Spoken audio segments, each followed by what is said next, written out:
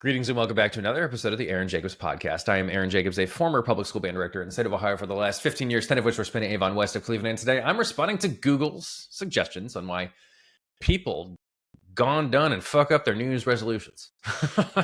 Because a lot of people do. Research suggests that only 9% of Americans make New Year's resolutions and actually complete them and follow through with them.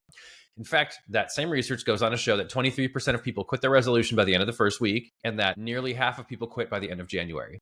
And then I've also seen some numbers where 80% of people do not complete their New Year's resolution regardless of the time frame. And Google has a bunch of suggestions here that, I mean, they tell you what you do wrong, but how do you fix these things? Because a lot of people are on this never-ending hamster wheel of wanting to change, but then not being able to enact said change. If you're waiting for a particular date to make a change, it doesn't mean enough to you.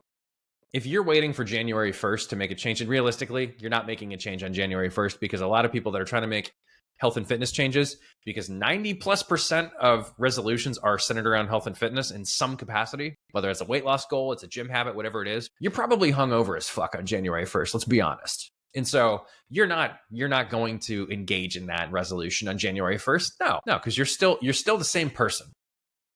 If you want to change who you are, it can't be tied to a particular date to start. That is the first terrible loophole and terrible way to approach personal change and personal growth, is waiting for a particular day in the first place. So in essence, I actually have a real problem with New Year's resolutions, and that's why they don't work, is because people are relying on a particular date in a new year to serve as motivation. Well, guess what?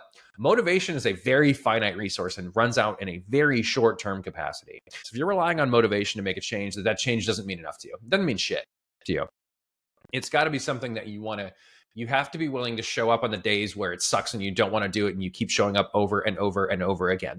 And on your worst days, you show up over and over and over again. No matter how bad you feel, no matter how tired you are, it doesn't matter. You maintain that habit because you're accountable to yourself. And if you wait for a particular day to do that, it doesn't mean enough to you, and you're not the person that you want to be yet.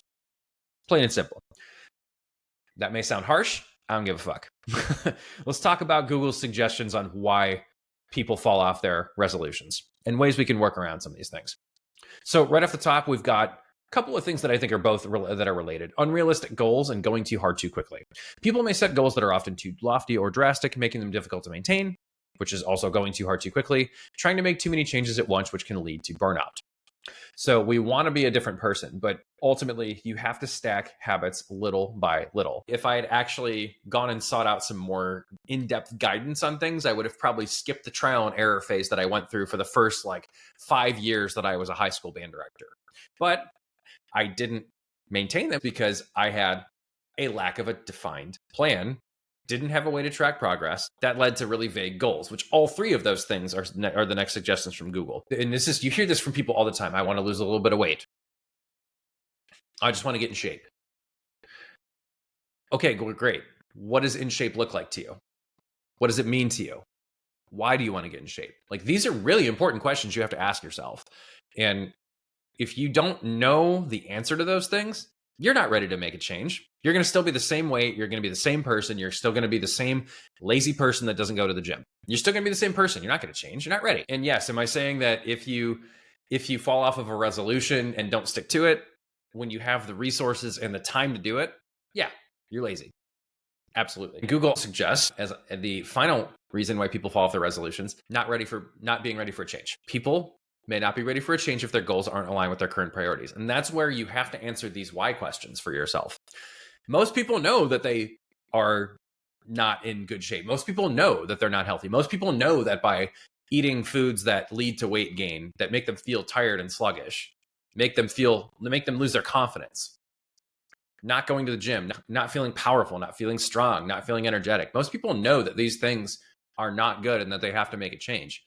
But you haven't answered your question of why you need to do those things for yourself personally, then you're not going to be ready to make that kind of a commitment. And so many people are looking for, of course, the easiest way out. If I just commit to the least amount of resources and time possible, I can make a big change. Now, the amount of investment, the amount of skin in the game that you have, whether that's money, whether that's time, whether that's consistency over time, all those things, that's where real change occurs. People that make big changes make big investments. That is just how it is. There's very few people that are going to commit small amounts of time and thought and effort to something and get a big result. It's consistency over time, having some skin in the game, and having clear goals and a clear understanding of why you need to meet those goals that will drive you to being a different person. And it's interesting, as I have a lot of conversations with people around this topic, people are very unclear as to why they want to do something in many cases. Why do I want to change? And the people that are the most successful have a real clear understanding and reason to become a different person. Committing to a New Year's resolution is not just about creating a habit, but it's also about becoming a different person. Yeah, sure, having abs is nice and wonderful. What is the behavior that's going to lead to that eventually, regardless of your time horizon? What does that do for you as a person? How does it make you a better person? How does that benefit you right now in the short term? What personal change does that affect that gives your life more meaning and more fulfillment? And if you can't answer those questions, you're going to fail your New Year's resolution. You're going to fail to change. You're going to stay out of shape. You're going to stay the same overweight person. You're going to still stay the same inactive, unenergetic person until you can figure that out, especially when you run into obstacles. A lot of people are ready to throw in the towel at the first sign of trouble, the first sign of an obstacle. You can't do that. You have to be willing to eat shit for a long time and feel like you're not going to succeed for a long time until you finally do. And that may sound really harsh, but it's supposed to. Because as a coach, sometimes you have to tell people what they need to hear, not what they want to hear. So how do we fix this? To take those first steps to become a different person. Something that I do within my coaching program is create what we call mastery experiences. It's a set of small attainable goals that give the feeling of the snowball rolling downhill.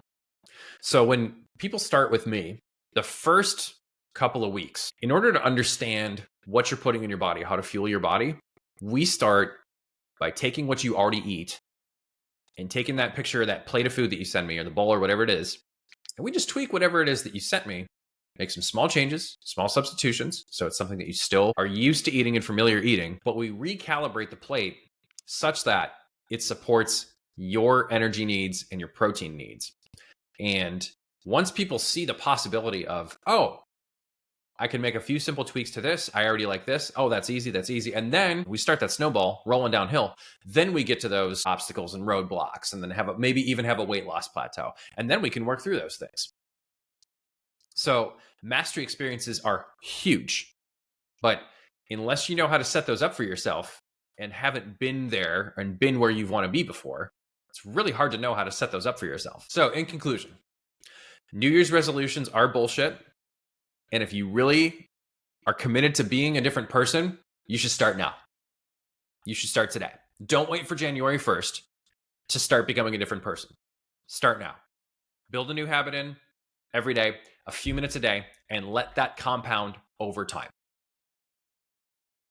Because a New Year's resolution isn't about a result. It's about you changing and being a better version of yourself. Don't wait for January 1st. If it really means enough to you and you understand why you want to make that change, start right now. Thank you all very much for listening today to the Aaron Jacobs podcast. Hopefully this was the kick in the ass that you needed to actually get going toward progress, towards meaningful goals that will benefit you, your family, and everyone that knows you the rest of your life. Everyone take care and be well.